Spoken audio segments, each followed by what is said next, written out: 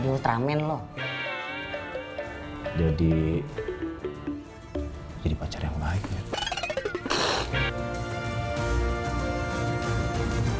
Desa Perigi ini tidak terikat dengan kerajaan Marathi. Anak muda itukah yang bernama Mahesa? Iya, dialah yang memiliki cemeti amal rasul. Dia tuh harus yang wah banget enggak. Yang penting rumah tangga tenang, nggak ada masalah, jauh dari yang itu.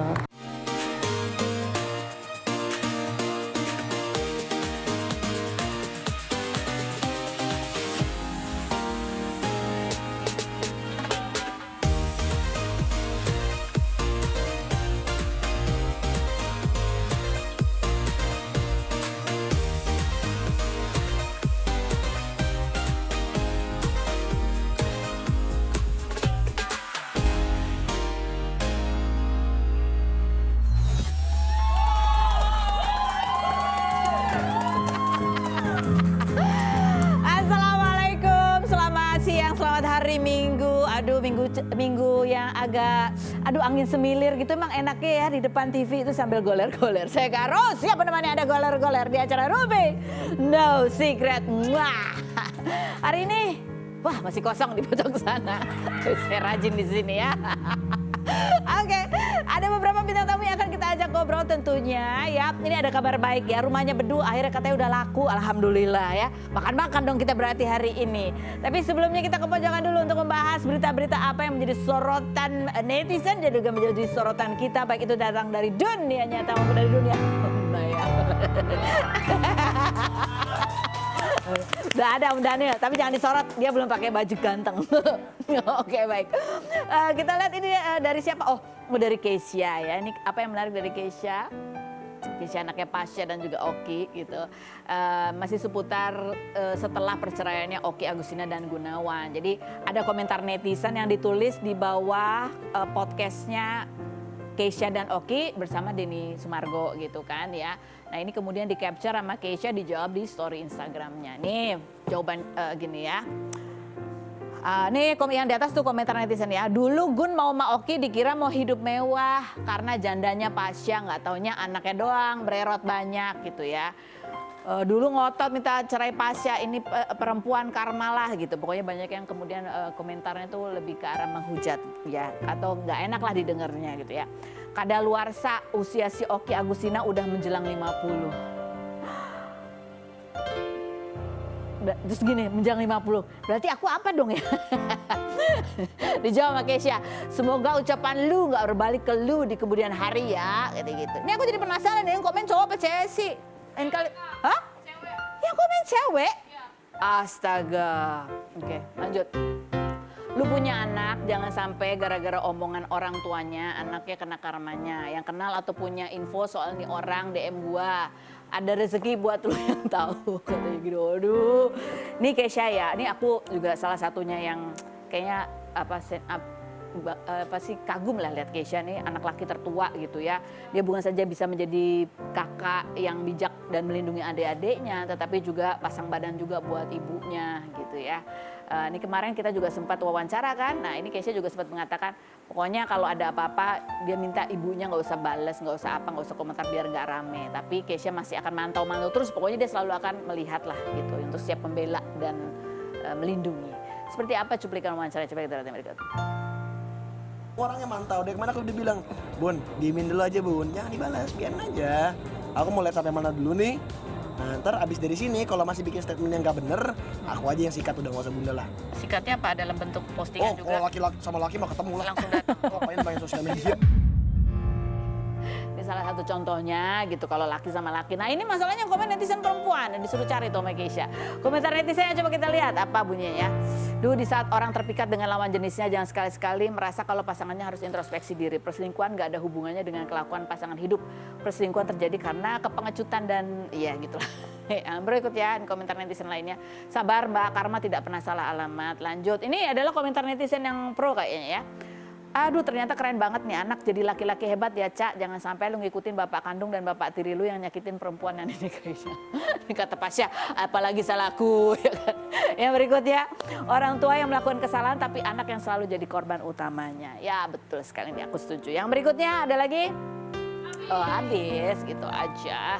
Ada satu lagi sih berita yang lagi rame. Tapi ini masalahnya ini adalah rame di akun-akun gosip gitu ya. Ketika kita cek lagi di TKP itu udah nggak ada postingannya gitu. Jadi ini berawal dari ulang tahunnya Amanda Manopo tanggal apa sih? Yang pokoknya diposting 6 Desember katanya ya kan. Nah itu kan bentuk kuenya itu dari kartun yang judulnya Up. Iya kan itu tentang apa sih yang ya suami istri gitu yang pokoknya tinggal berdua saling mencintai banget gitu kan. Terus habis itu ketika istrinya meninggal ini lakinya jadi sedih terus akhirnya ketemu anak kecil gitu kan. Ya kayak gitulah. Tapi ini diambil yang pas si suami sama istri nih kue ulang tahunnya Amanda. Nah ada sebuah akun gosip yang kemudian sempat menangkap story-nya Arya Saloka. Ini di story-nya adalah gambar capturean kartun Up. Gitu. Jadi kemudian netizen mulai rame nih, lagi rame nih sekarang cocokologi. Apakah kue ini pemberian dari itu dia? Atau emang sama-sama suka kartun itu, iya kan? Komentar netizen coba kita lihat. Kok nggak ada feed Manda yang itu katanya? Dia kalau menurut dia katanya pernah ada, terus nggak ada ya. Kalau kita sendiri, aku sendiri belum lihat ya. Ada kemarin tapi udah dihapus. Ini netizen luar biasa gercep. Aku pengen tahu itu memori handphonenya ada berapa banyak ya kan. Cekrek itu banyak. Yang berikutnya komentarnya, time will tell kalau kata ex-nya Ji Ijong. Hah?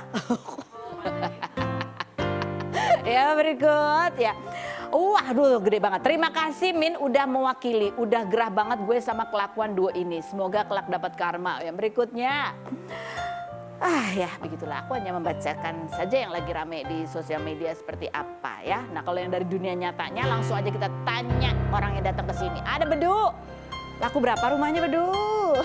Kita lihat dulu profilnya berikut ini. Bedu, artis komedian sekaligus presenter kelahiran 1979 yang pernah menjadi personil grup lawak Cagor ini sudah 13 tahun menikah dengan Irma Kartika Anggriani dan dikaruniai 3 anak setelah berpacaran selama 3 bulan. Pria yang kerap memposting foto mesra dengan Anggi ini, istrinya sempat membuat postingan dengan caption hidup itu ibarat cermin, jika kamu menghadapinya dengan senyuman, maka hidup akan tersenyum kembali kepada kita.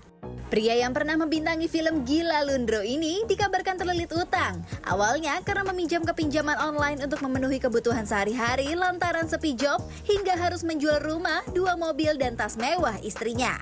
Namun kini Bedu mengaku sudah bisa tidur nyenyak karena utang-utangnya sudah terlunasi setelah ia menjual rumahnya. Benarkah Bedu akan lebih berhati-hati dalam berbisnis dan menerima pekerjaan? Saksikan kisah selengkapnya hanya di Rumpi No Secret. Ayo baik sudah bersama dengan Bedu. Nih kita lihat dulu ada artikelnya yang kita mau tanya langsung sama Bedu ya. Bedu bisa tidur nyenyak, rumah terjual, hutang terbayar. Ini bukan hutang gimana-gimana ya, tapi ini adalah cicilan gitu kan ya. Jadi cicilan ke bank, ya kan. Cicilan ya dari yang dijual itu. Ini rumah belum lunas, masih nyicil. Ya kan, tapi cicilannya udah keteteran nih. Ada jual aja rumahnya. Jual aja, tutup deh. Langsung udah dibayar lunas. Udah lunas. Alhamdulillah. Beneran kamu bisa tidur nyenyak? Nyenyak. Bisa tidur merem, biasa kan tidur merem-melek.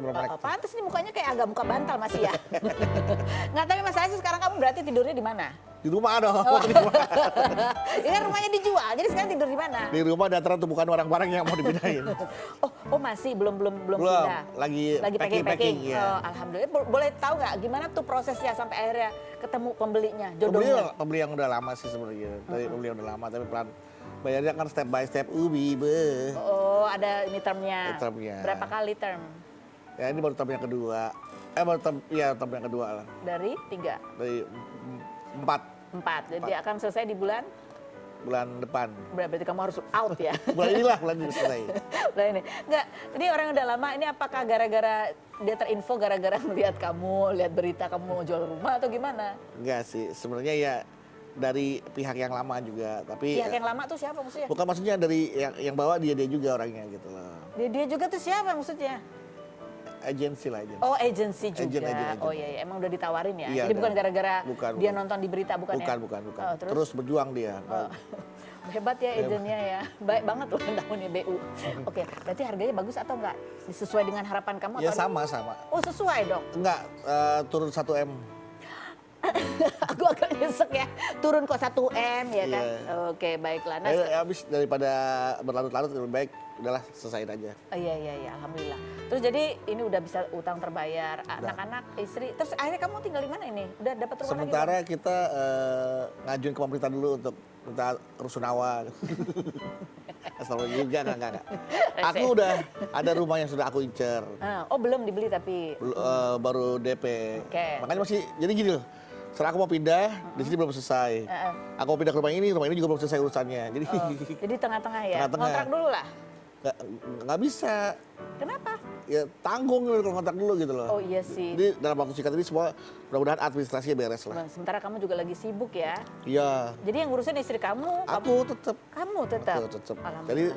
Jadi nanti rumah yang baru ini nanti udah kan supaya kalau aku harus aku tantangan kan ribet, takutnya kalau lagi belusukan lagi kemana-mana kan.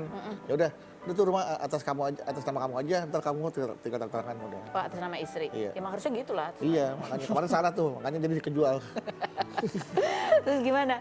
Begitu tahu nih, ya alhamdulillah nih ada nih yang beli gitu, udah pembayaran gitu. Reaksi kamu sama istri gimana? Reaksi aku sih sama kayak kemarin ya, hijau warnanya gitu kan. Dor, balon ke warna. Terus? Ya, alhamdulillah bersyukur banget, Pak. Itu semua udah masalah yang selama ini kita hadapi sudah ada solusinya pelan-pelan, sudah ada solusinya.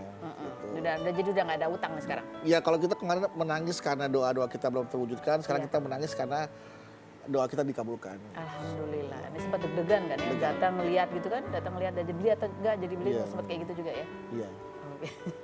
Ini ada juga, nah ini dibalik penjualan rumah dan kemarin itu banyak orang yang kemudian nyinyir juga ke Bedu. Oh ini sebenarnya jual rumah buat biaya kampanye gitu.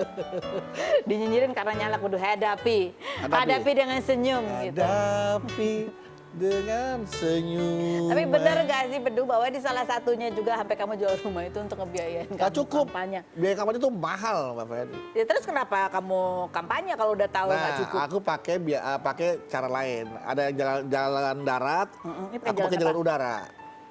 Oh, pakai sosial media. Media sosial. Karena kalau aku pakai alat peraga kampanye yang besar dan banyak itu kan kayak bendera berkibar-kibar itu. mahal dan ngotorin lingkungan kalau buat aku ya. Betul sih, iya betul. Ada yang minta jangan ditanam di pohon sama yang masang kan. Itu apalagi kalau ya caranya aktivis peduli lingkungan, nah, bisa marah besar itu. Jadi kamu aktivis apa? Aku peduli keluarga dulu aja sementara ini. Tapi keren, peduli keluarga itu keren. Ya, karena keluarga kan bagian dari lingkungan. Nah, oke. Nah, coba kita baca dulu komentar netizen ya, mungkin Bedu bisa jawab ya. Ini yang nyalek bangkrut ya, sampai pinjol juga. Jawaban Bedu, alhamdulillah saya sehat walafiat. Bangkrut itu adalah orang merugi karena amalannya diambil orang yang difitnah, dihina, dan digibahkan. Salam kenal saudaraku, katanya gitu ya. Ini kamu kalau ada yang komen kayak gitu, duh Bang Bedu soalnya nyalek kemarin aja kelilit pinjol dapat modal dari mana gitu, curiga ya kan. Yang berikutnya, urusin masalah finansialnya dulu Bang, kalau udah kelar baru urusin rakyat, katanya gitu. Ya, jadi kalau yang punya urusan finansial nggak boleh ngurusin rakyat gitu. Kan Takutnya gini, takutnya korupsi. Takutnya ngurusin rakyat. Kan capres-capres kita juga banyak yang punya hutang. Iya. Ya kan? Ada yang nyapres, ada yang dulu nyalonin, disupport dana sampai ada yang jual sertifikat tanahnya untuk mensupport Ya kalau cuman calonnya gitu ya kan. kalau utang duit sih nggak apa-apa ya. Apalagi saya kan cuma utang pribadi, bukan utang. Ya, betul. Pakai untuk Bukan utang kepentingan politik ya. Betul. Ya kan? Iya. Jadi ya nggak apa-apa lah, namanya juga orang ingin tahu, penasarannya ingin tahu.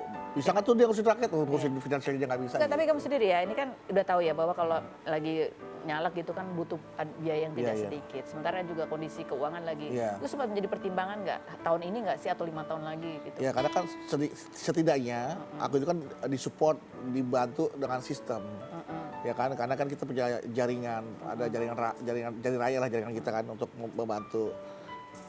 Kenalin di sini ya berjalan aja. Yang paling penting itu adalah yang hadir ke masyarakat tuh bukan balihonya tapi orangnya.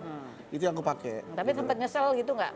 Ya ternyata ribet ya atau gitu. Ntar 5 tahun lagi aja. Enggak, karena aku emang sudah siap. Aku nggak setengah hati, aku sepenuh hati. Istri gimana? Istri dukung, support. Istri dukung, alhamdulillah.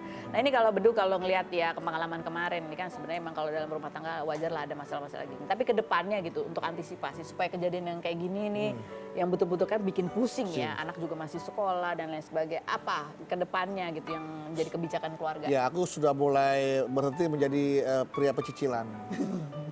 Cicilan maksudnya suka nyicil ya? Suka nyicil. Terus? Sama yang suka pecicilan yang beneran pecicilan. Dan pecicilan lainnya Pecicilan ya. lain. Itu udah nggak nyicil lagi ya? Udah nggak nyicil lagi lah, langsung kontan kalau mau gitu. Oh, jadi ini selain rumah yang dijual ada lagi nggak sih yang dijual? Kemarin kan awal udah mobil. Dua. Jadi sekarang ini naik apa ke sini? Tinggal satu mobilnya, Oh. dari 3 tinggal 1. Oke, alhamdulillah masih ada aset masih ya. ada. Jadi kalau misalkan mobil dipakai buat anak antar kerja, aku naik motor. Oke, nah anak-anak udah tahu nih, bentar lagi akan Udah. pindah dari rumah yang gede. Udah ini. tahu, udah aku kasih lihat rumahnya, ada yang terima, ada yang nggak terima, tapi ya pelan-pelan terima lah. Karena kan mohon maaf rumahnya nggak sebagus yang rumah sebelumnya. Nah ini kan rumah impian ya kan sebetulnya yang udah kamu bangun dirancang-rancang gitu. Jadi ketika kalian harus nantinya ninggalin gitu ada perasaan apa gitu nggak sih? Ya nggak apa-apa lah, pokoknya hidup itu terus saja berjalan, bergerak ke depan. Jangan menyesali apa yang sudah terjadi di belakang. Karena yang sudah terjadi adalah sejarah. Yang akan terjadi di depan adalah masih misteri kan, belum tahu. Yang hari ini yang harus kita syukurin. Oke, jadi kamu berhenti menjadi cowok pecicilan, apalagi? Hah? Udah. Udah itu doang. Ya pokoknya be better lah. Di betternya gimana? Ya, Lebih memanjakan istri, ya. biar rezeki lancar. Aku kok ditendang? Aku bener. Aku bener ada injekannya. Aku bener ada injekannya. Ya kan gitu Iya, katanya ya kalau suami itu kalau Iya. memanjakan istri, memanjakan orang tua, Benar. istri Iya. itu insya Allah rezekinya Bener. lancar. Alhamdulillah. Makanya sekarang kan rumahnya aku kasih nama atas nama istri aku. Betul, jadi berhenti menyicil dan Iya. menjadi cowok pecicilan. Berarti menjadi cowok pecicilan. Iya. Oke, ini tapi ngomong-ngomong soal ya hidup lah. Orang kadang-kadang kalau ngeliat, oh Bedu di dunia hiburan udah lama banget, kok bisa sih terlilit hutang, kok bisa sih sampai susah banget gitu. Ternyata ya itu bukan hal yang aneh juga ya, namanya hidup kan ada up and down. Ini salah satunya juga kemarin nih di vlognya Afdal gitu ya. Dia wawancara juga sesama teman yang pernah main di sinetron Laga Genta Buana yang sekarang juga selain masih tetap syuting aktor, dia juga membuka kelas acting dan bahkan jualan tahu bakso. Tahu bakso. Iya. Aku juga jual tahu bakso punya adik aku. Oh iya. Adik aku produksi tahu bakso, aku bantu jualin. Oh iya. Oke, bisa kolaborasi mungkin. Boleh. Oke. Coba kita nanti lihat ceritanya. Kita lihat dulu profil mereka berikut ini.